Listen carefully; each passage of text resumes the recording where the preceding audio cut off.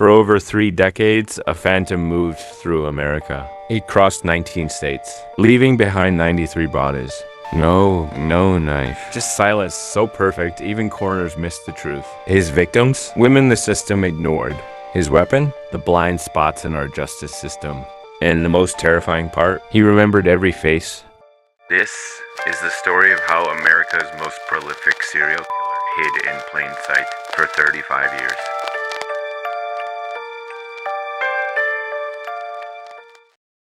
The year is 1940.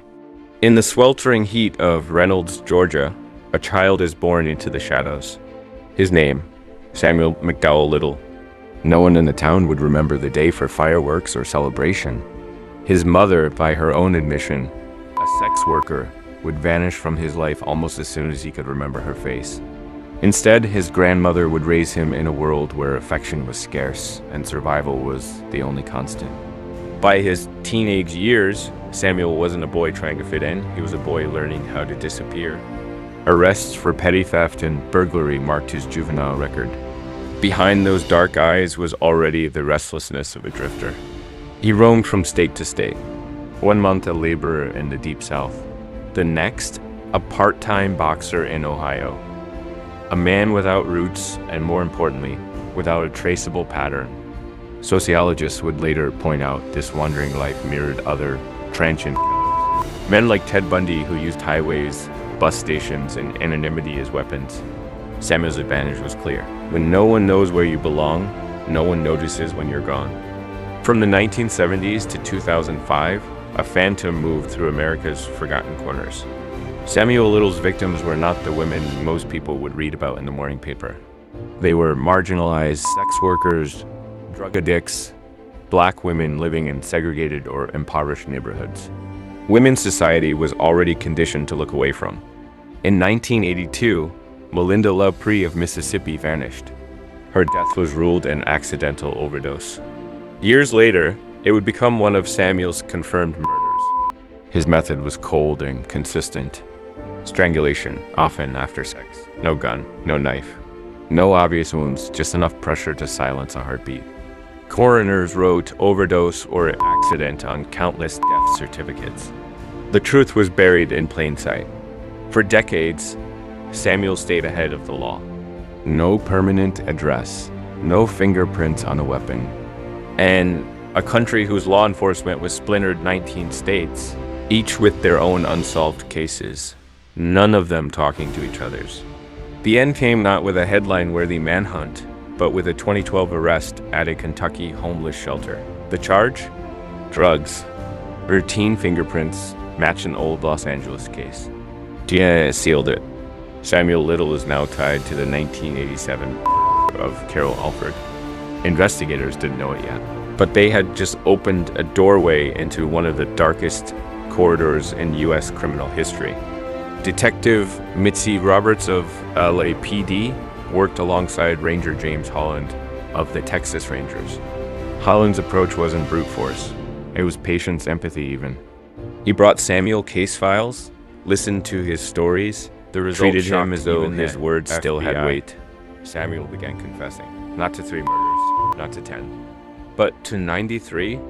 He remembered their faces, their clothes, even the weather that night. In an eerie twist, he began sketching them portraits of women whose lives he had taken, hoping someone might one day put a name to their faces. Why hadn't he been caught sooner? Because the system failed the women he chose. Racism, classism, jurisdictional gaps. In the eyes of many police departments at the time, a dead black sex worker was a tragedy, but not a priority. Samuel exploited it. He never used firearms. He left no ballistic evidence. And by the time suspicion formed in one city, he was already 2 states away. By the time the law caught up, Samuel was an old man in a wheelchair. He pled guilty to 4 murders in California and Texas. Dozens more remained confessions without trials. He would die on December 30th, 2020, in a California prison, taking the full truth of many deaths with him. But the FBI's Violent Criminal Apprehension Program, VICAP, would immortalize his case. Cold case detectives now use his pattern to reopen unsolved strangulations. His story became a chilling textbook proof that the gaps in America's justice system are wide enough for man to kill for decades without consequence. Sociological truths remain. Samuel Little's life was shaped by early abandonment, systemic neglect, and the invisibility of his victims. He thrived in the blind spots, those created not just by his cunning, but by a society willing to forget certain women ever lived.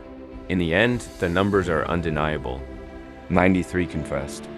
Over 60 confirmed, spanning 35 years. 19 states. And one truth, America's most prolific serial killer didn't just escape the law. He used its flaws to feed his darkness. If you're watching this, remember, these aren't just crime statistics. These are stolen lives. And Samuel Little's legacy isn't just about what he did. It's about the question he leaves behind. How many more ghosts are still out there, hiding in plain sight? 93 confessions, over 60 confirmed, and still dozens of women remain nameless. Samuel Little died in 2020, taking their identities with him. The truth, cases like this aren't over. Some killers are still out there, hiding in plain sight. If you believe their stories deserve to be heard, subscribe. Because next time we're telling another one the world tried to forget.